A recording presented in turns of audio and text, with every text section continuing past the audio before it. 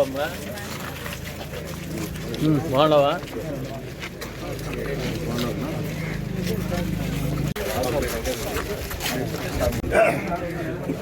బాగున్నారమ్మా?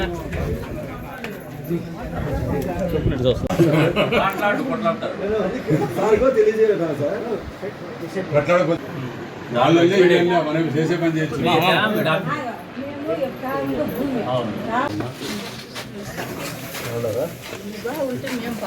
బాగుండాలి.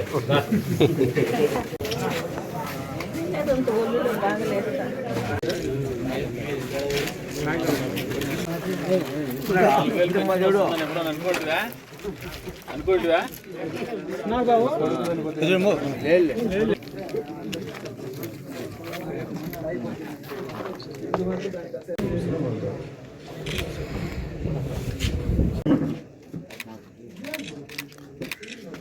ఇది ప్రభుత్వం చేస్తాండి. ఇది 4,000, 6,000 పెన్షన్, 10,000 అన్నదాత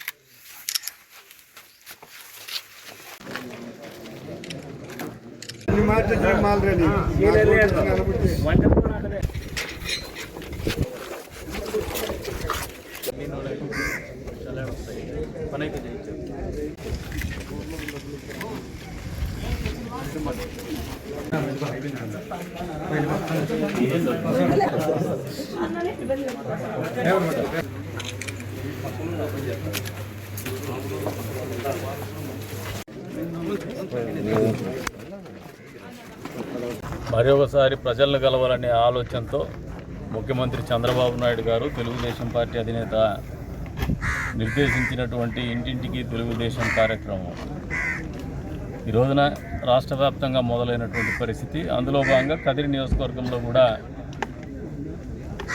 సోమవారపల్లి తలుపుల మండలంలో కార్యక్రమాన్ని మొదలుపెట్టున్నాం. ఎన్ని కష్టాలు వచ్చినా, ఎన్ని ఒడిదుడుకులు వచ్చినా కూడా పార్టీ జెండాను మోసినటువంటి కార్యకర్తలు, నాయకులు ఉన్నటువంటి గ్రామం. అంతేకాకుండా సమస్యల వలయాల్లో చుట్టుముడుతున్నప్పటికీ నిరంతరం సమస్యల్ని అధిగమించే క్రమంలోనే రాజకీయాలు చేస్తూ ఉన్నారు. ప్రజా జీవితం గడుపుతున్నటువంటి వారు ఈ రోజున ఈ ప్రభుత్వం, కూటమి ప్రభుత్వం 2 సంవత్సరాల పరిపాలన తర్వాత సామాన్య ప్రజల దగ్గరికి పోతే అత్యంత సంతోషాన్ని వెలిబుచ్చుతాము. సామాజిక పెన్షన్లు అయితేనేమి, అంతేకాకుండా అన్నదాత సుఖీభవ అయితేనేమి, ఇక తల్లికి వందనం అయితేనేమి, వచ్చే రోజుల్లో ఇంకా మెరుగైనటువంటి ఫలితాలు ఖచ్చితంగా రాబట్టేటువంటి పరిస్థితులు ఉంటాయి. మెరుగైనటువంటి ఫలితాలు అంటే రాజకీయంగానే కాదు, పరిపాలన పరంగా. ఎందుకంటే ప్రజలకు ఎప్పుడు కూడా మా అధినేత చేరువుగా ఉండాలని చెప్పేసి దిశానిర్దేశం చేస్తూనే వస్తాం. మన నియోజకవర్గంలో ప్రతి వారం కూడా ప్రజా దర్బారు కార్యక్రమం 4 గోడల మధ్యన కాకుండా ప్రజల మధ్యకు వచ్చి చేపడుతున్నాం. అయినప్పటికీ కూడా ప్రజా సమస్యలు అనేది నిరంతరం. ఆ సమస్యల పరిష్కారానికి ఖచ్చితంగా పనిచేయాల్సినటువంటి బాధ్యత పాలకుల మీద ఉంటుంది. ఈ రోజున ఆ బాధ్యతని 100కు 100% మేము నెరవేర్చాలనే ఆలోచనతోనే ముందుకు పోతున్నాం. రాష్ట్ర ఆర్థిక పరిస్థితి ఎక్కడెక్కడికి ఉన్నా కూడా ఈ రోజున సామాజిక పెన్షన్లో దేశంలోనే అత్యధికంగా సామాజిక పెన్షన్లు ఇచ్చే ప్రభుత్వంగా కూటమి ప్రభుత్వం ఉంది. అది అత్యంత సంతోష సూచికగా నిలుస్తుంది ప్రజల దగ్గరికి పోయినప్పుడు. ఇంకా వాటికి డిమాండ్ వస్తుంది. అది కూడా తొందరలో పరిష్కారం అవుతుందని చెప్పేసి కూడా సందర్భంగా తెలియజేస్తాను. గత ప్రభుత్వంలో జగన్మోహన్ రెడ్డి గారు ఏ రోజైనా ప్రజల మధ్యకి పోయినాడా? ఎక్కడైనా ప్రజల దగ్గరికి పోవాలంటే పరదాలు కట్టుకొని, ఆడవాళ్ళ బురకాలు కూడా తీపిచ్చేసి, ముందుగానే వాళ్ళకు కలర్స్తో సహా డిసైడ్ చేసి, ఎక్కడా ముఖ్యమంత్రి అనేవాడు ప్రజలతో సంపర్కం లేకుండా, సంబంధాలు లేకుండా వేదిక మీద దగ్గర చేరుకొని మైక్ పట్టుకొని మాట్లాడి బటన్ నొత్తినాయి అని చెప్పేసి వెళ్ళిపోయేటువంటి కార్యక్రమం. ఈ రోజున ఆ రకమైనటువంటి పరిస్థితులు లేవు.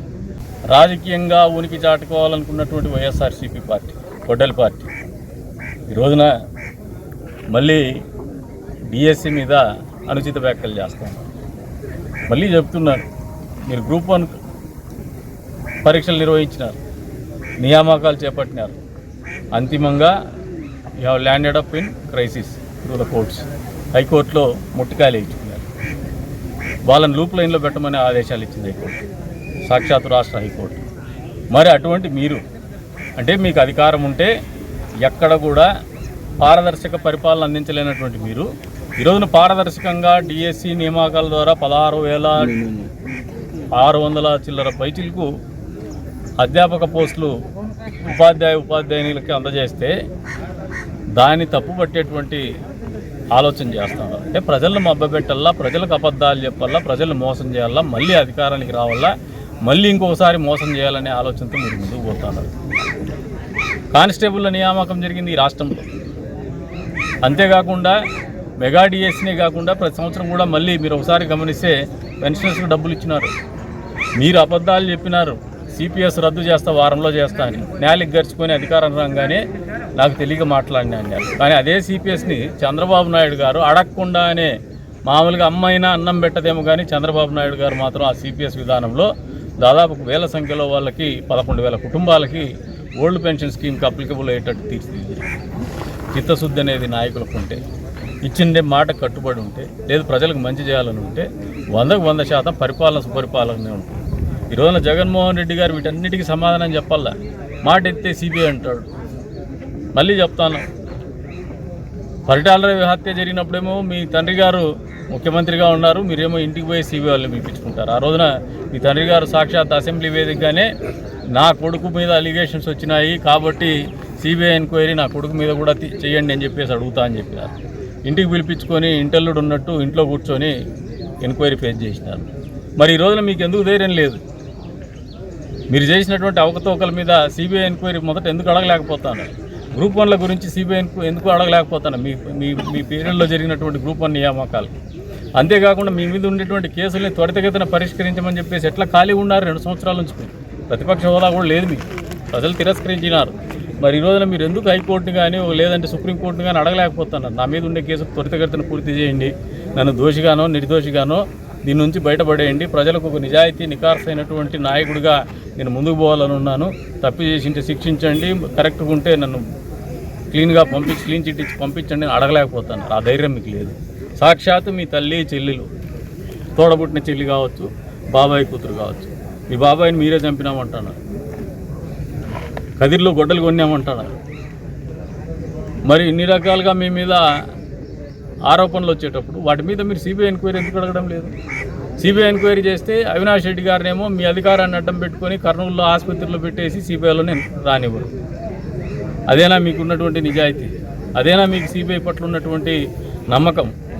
సిబిఐ మీద నమ్మకం లేనటువంటి వాళ్ళు మళ్ళీ ఎందుకు సిబిఐ ఎంక్వైరీ అడుగుతున్నారు? ఈరోజు మీ మీద సిబిఐ వాళ్ళు ఎంక్వైరీకి వస్తే నీ తమ్ముడిని కాపాడుకునే ప్రయత్నంలో హాస్పిటల్లో పెట్టేసి దౌర్జన్యం చేసినారు సిబిఐ వాళ్ళ మీద.